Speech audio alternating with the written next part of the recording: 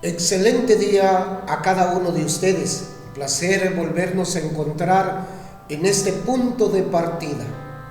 Para este hermoso día estaré tocando el tema que a continuación mencionamos: oración inoportuna. En el libro de Éxodo capítulo 14 versículo 15, la escritura dice: ¿por qué clamas a mí? Puede venir un tiempo cuando esta pregunta tiene que ser respondida. Y si este fue el caso de Moisés, hay un tiempo cuando el clamor deberá dar lugar a la acción. Cuando esta es escuchada y el mar rojo se divide, sería vergonzosa la desobediencia, permanecer temblando y orando. Veamos el punto número 1 de esta homilía. A veces la respuesta será poco satisfactoria, porque yo estoy orando por costumbre. Algunos han practicado la hipocresía repitiendo formas de oración que aprendieron en su infancia. Porque es parte de mi religión, dicen otros. Muchos oran como un danzarín del África o un faquir de la India que se deja secar la mano, pero no saben nada de la realidad espiritual de la oración, según San Mateo 6:7. ¿Por qué me siento más satisfecho después de haber practicado tal costumbre? Si solamente oráis para satisfacer vuestra mente acostumbrada a ello, ¿no será una burla al Dios vivo que quiere escuchar la voz del alma y de la conciencia? Y no amontonaréis con ello vuestro pecado, según Isaías capítulo 1, verso 12 y 15, y profeta Ezequiel capítulo 20, versículo 31. Número 2. A veces la oración demostrará ignorancia. Cuando impide el verdadero arrepentimiento, en vez de quitar el pecado y sentir pena por él, algunas personas se quedan satisfechas con una oración de palabras. Obedecer es mejor que los sacrificios y mejor que las oraciones, cuando es un estorbo para poner la fe en Jesús. El Evangelio no dice: ora y serás salvo, sino cree en el Señor Jesucristo y serás salvo, según San Mateo 7:21 y San Juan 6:47. Cuando suponemos que nos hace aceptos a Dios, debemos venir a Él como pecadores y no elevar nuestras oraciones como una muestra de nuestra justicia y de piedad, dice San Lucas 18:11. Punto número 3. A veces la respuesta será totalmente correcta. ¿Por qué debo orar? Estoy atribulado y debo orar o perecer. Los suspiros y clamores no son para ordenar a Dios, sino una irresistible expresión del corazón, decía el salmista David en el capítulo 42 y verso 1, y el apóstol Pablo en su carta a los Romanos en el capítulo 8 verso 26. Porque yo sé que seré escuchado y por tanto siento un fuerte deseo de acudir a Dios en súplica, porque Él ha inclinado su oído a mí, por tanto le invocaré en todos mis días, decía el salmista David en el Salmo 116:2. Porque yo me deleito en ello, trae reposo a mi mente y esperanza a mi corazón. Es un dulce medio de comunión con mi Dios. Para mí el acercarme a Dios es el bien, decía el salmista David en el Salmo 73, verso 28.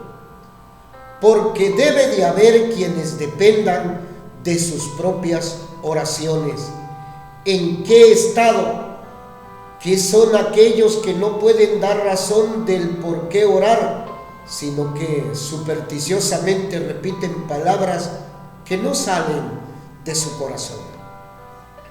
Una inquisidora ansiosa, a quien yo había explicado claramente el mandato del Evangelio, cree en el Señor Jesús, resistía constantemente mis esfuerzos para llevarla a Cristo.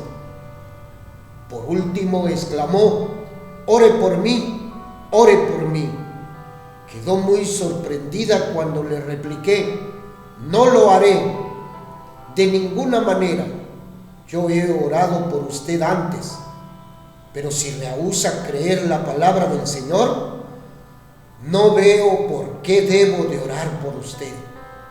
El Señor le manda a creer en Cristo, y si usted no lo hace, sino que piensa y se resiste haciendo a Dios mentiroso, usted se perderá y lo tendrá bien merecido.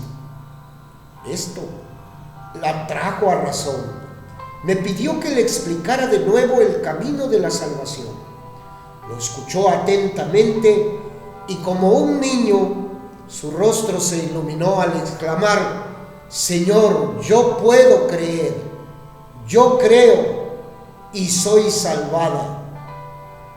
Gracias, me dijo, por haber rehusado confortarme en la incredulidad.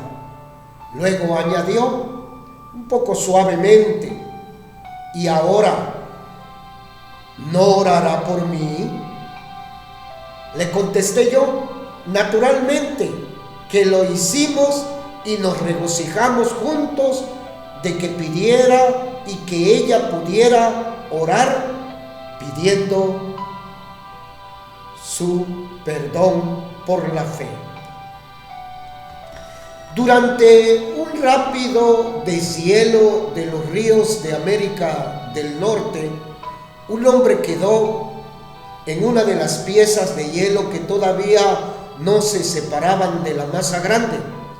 Sin embargo, en su terror no lo veía, sino que se arrodilló y empezó a orar a Dios en voz alta que lo librase. Los espectadores que se hallaban a la orilla le gritaron a grandes voces: hombre, cese de orar y traspase la grieta que se está abriendo. Venga a la orilla. Así podríamos decir algunos: cese de orar y crea en Jesús.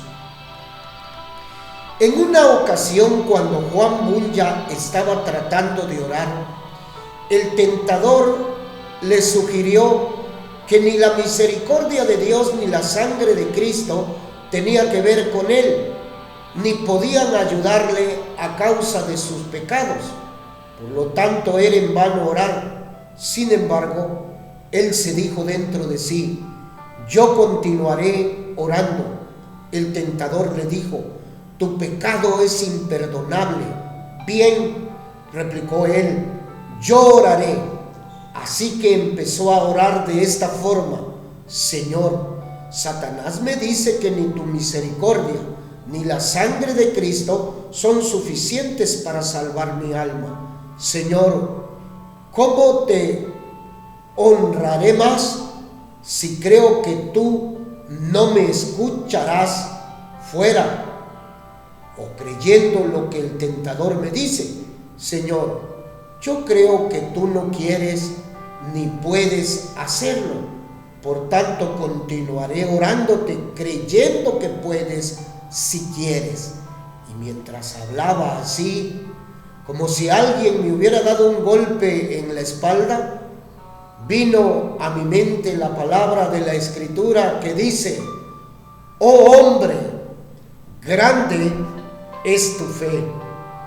Amados amigos, qué maravilloso es saber que el creer en la palabra y obedecerla trae el mayor milagro que el hombre puede recibir en la vida, y es el milagro de la salvación, que si confesares con tus labios que Jesucristo es el Señor y que resucitó de los muertos, serás salvo.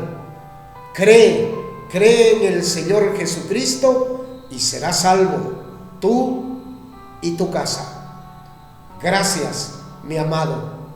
Excelente día. Amén.